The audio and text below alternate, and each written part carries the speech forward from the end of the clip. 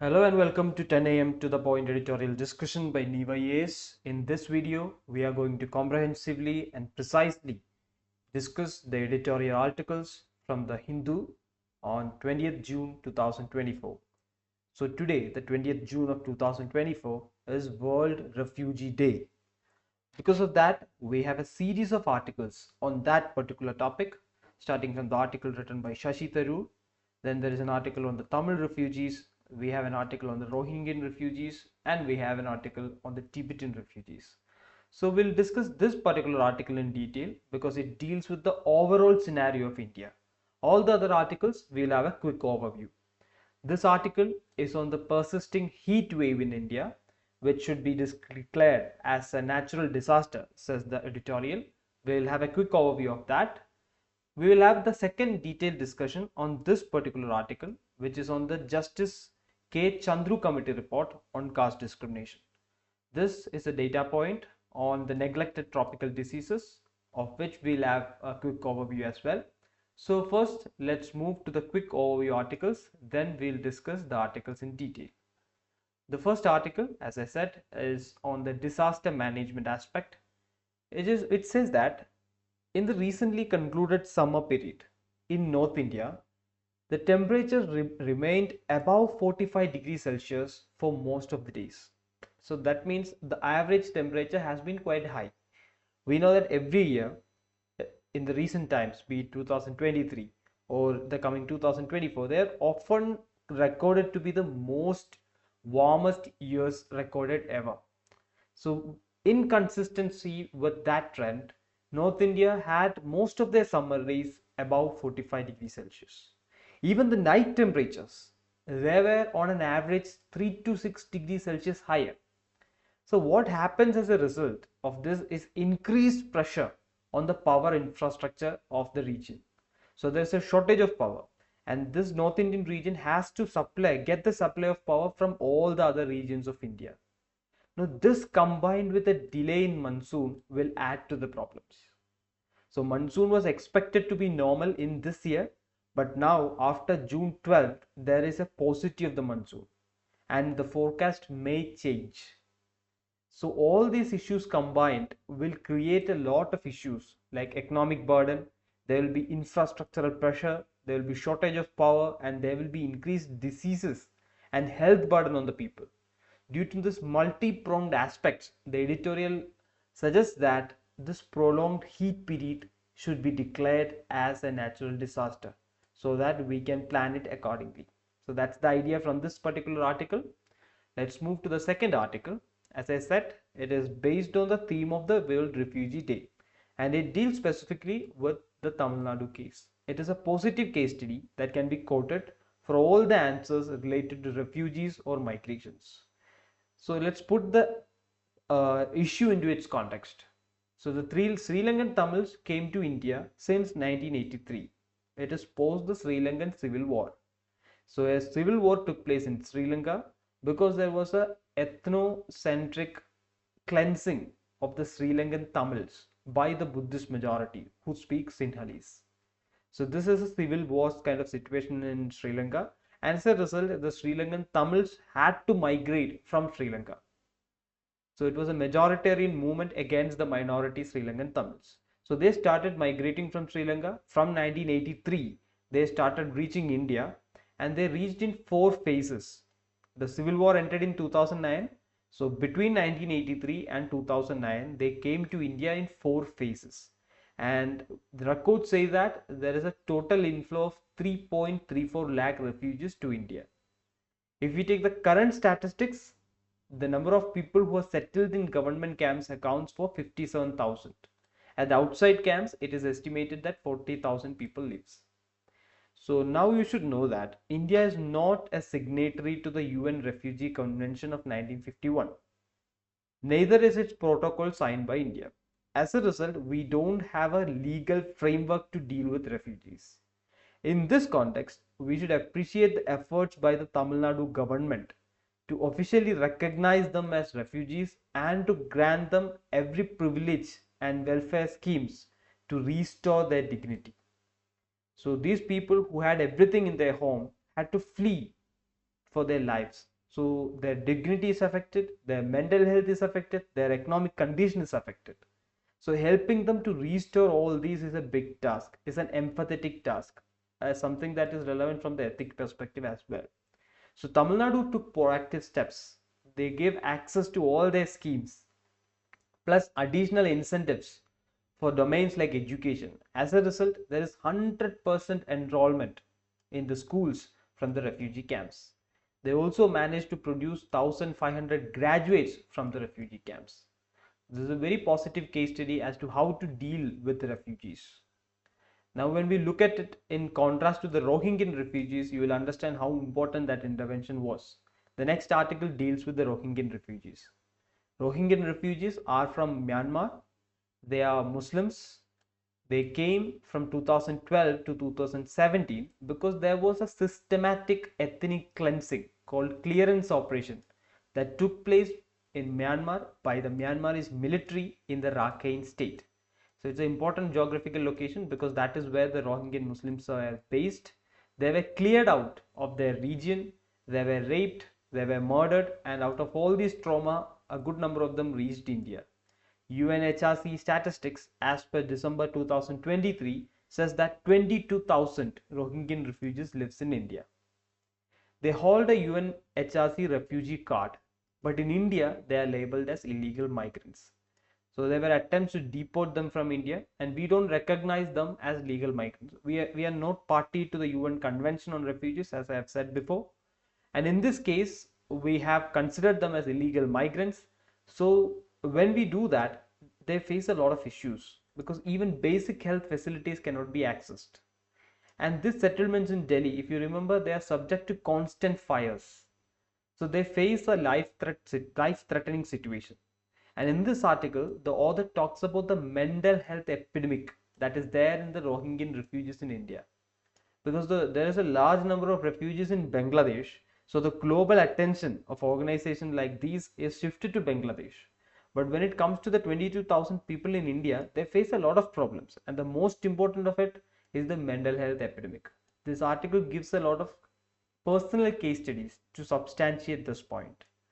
So on a whole, you should understand about the context of the Rohingyan issue and their status in India and the hardships they face in India.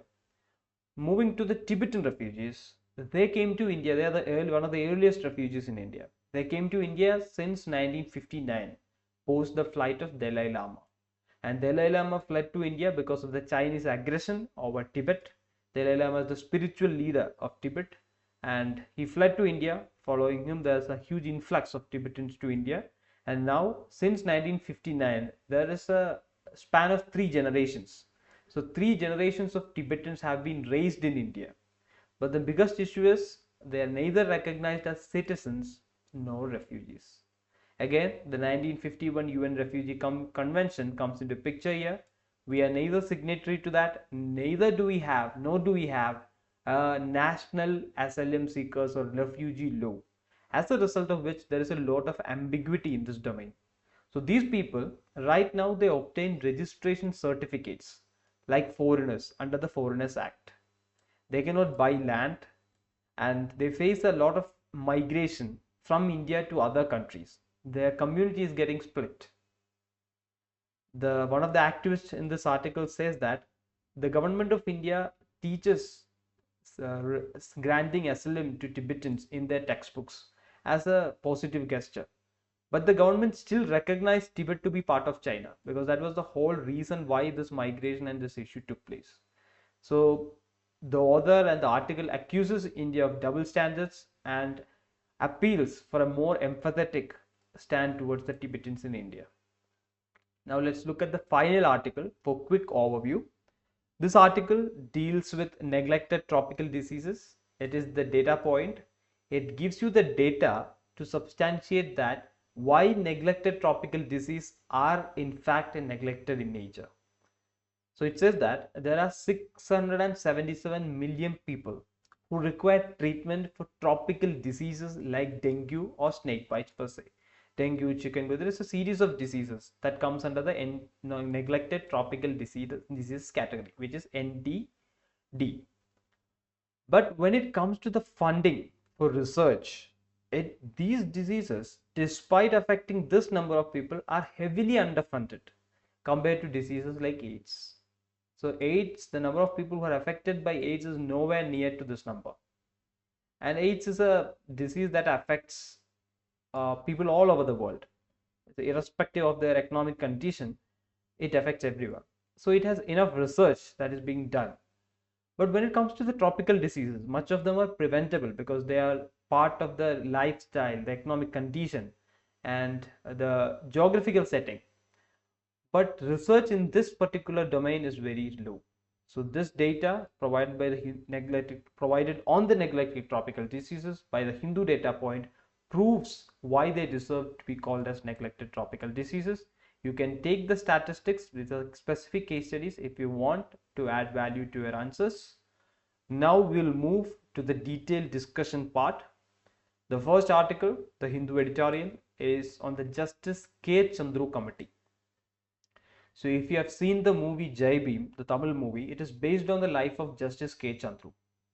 So he has made significant efforts through his activities in the domain of social justice. This article again is on the caste issue, which is part of the GS1 paper. UPSC in the past has asked about caste issues in the mains paper. So Justice K. Chandru committee was appointed in the context of the Nanguneri incident. This is a classic incident of caste discrimination in India. You can quote it as a case study in any question related to caste. It involved the killing of two siblings by their schoolmates who belonged to the dominant caste. So two siblings, children engaged in murder in the name of caste. So it proves that how deep-rooted caste is and how caste is prevalent even in the current domain. Now Justice K. Chandru comes up with a lot of recommendations to address this issue. He says that students should be prohibited from having any colored wristbands or rings or forehead marks, tilaka, which serve to be caste identities.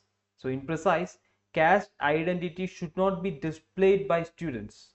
So they should neither take pride in that nor use it to belittle and bully others. Students must refrain from using even bicycles that are painted with any sort of caste reference. So caste exists in very subtle forms in the present society. Even though people don't use it outright in the mainstream, it exists in subtle forms like this. And this committee brings our attention to the subtle elements. School names should not bear any caste appellations. It has also called for the caste confidentiality of pupils. So the caste of students should be kept confidential. Nowadays, we record caste not for classification but for benefits like reservation. And reservation is very important for affirmative action as per the Constitution of India. And the data collected on that line should be kept confidential by the school authorities. The committee also recommends a social justice monitoring committee comprising academicians and social justice activists to check the curriculum relating to social issues.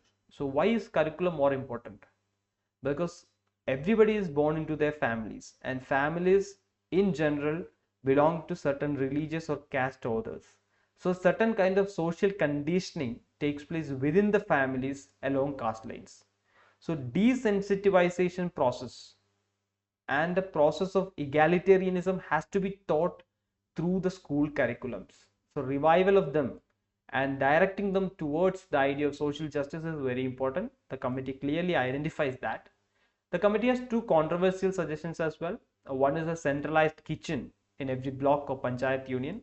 The reason why this was brought in is because when there are school kitchens, they will get to know who is cooking the food. And there can be issues like untouchability and pollution and purity. But when there is a centralized kitchen, the students and the school authorities will not know who exactly or person belonging to which caste is cooking the food. So the caste identity can be hidden. But the article says that even though it is hidden, the discrimination cannot be entered like that. So that's why it's considered as a controversial suggestion. The committee also calls for a uniformed social justice student force in the model of NCC or NSS for caste sensitization. That is also something that is controversial in nature because we already have enough platforms to deal with that kind of activities. But so the need for a social justice student force is questioned. So on a whole, this committee should be understood. It is a very significant value addition for any question on the caste. We'll move to the last article for today's discussion, which is on the refugees and India. So this should be seen as a conclusion to all the specific articles we have discussed about various refugees. This is written by Lok Sabha member Shashi Tharoor. He has been part of the refugee conventions of the United Nations when he was part of the UN. So this can be discussed in the context of both international relations in GS2 paper and the migration part in GS1 paper. We have some historical legacy when it comes to granting asylum to refugees. So India's legacy is very tall in that regard. We have provided asylum to the Jews post the destruction of the Temple of Jerusalem by the Babylonians and later by the Christians. So that is one aspect in the history. We have granted asylum to Zoroastrians in Persia, that is Iran of today's world. We have granted asylum to them during the Islamic invasions. You should know that Dadabai Nauroji was a Zoroastrian, a Parsi.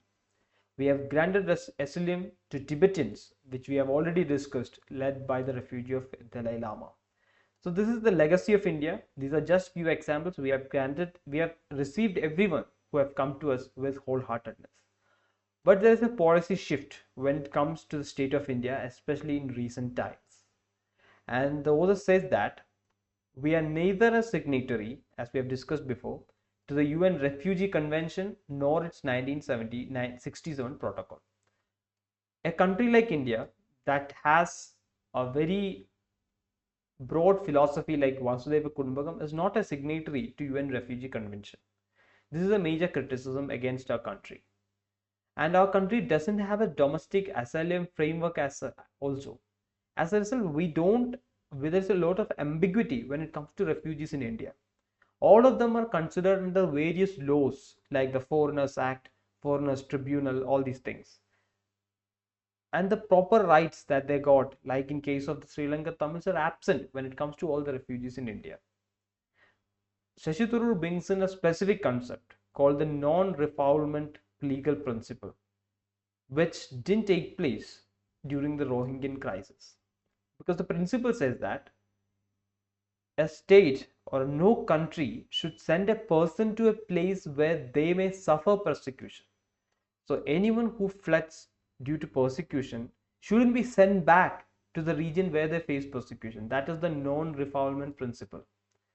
So this is a basic humanitarian principle, but when India considered the Rohingyan Muslims to be illegal migrants, we violated the non-refoulement principle because we neither granted them any benefits or we also planned to deport them to the place where they were facing persecution. So this is not something that a country like India should be doing, says the author. The author quotes the 1996 Supreme Court order, which says that not just Indians but everybody living in India, irrespective of nationality, enjoys inviolable rights granted by Article 14, 20 and 21. 14 deals with the right to equality, 20 deals with arbitrary arrest and detention, 21 deals with the right to life. So citizens and non-citizens enjoy it equally, says the Supreme Court. In this direction, we can have a national asylum law, says the author. In fact, Shashi Tharoor has brought in a private member bill in the parliament in this direction, which was not passed. As you know, member bills don't get passed in the parliament very often. So he says that and he pitches for that in this article.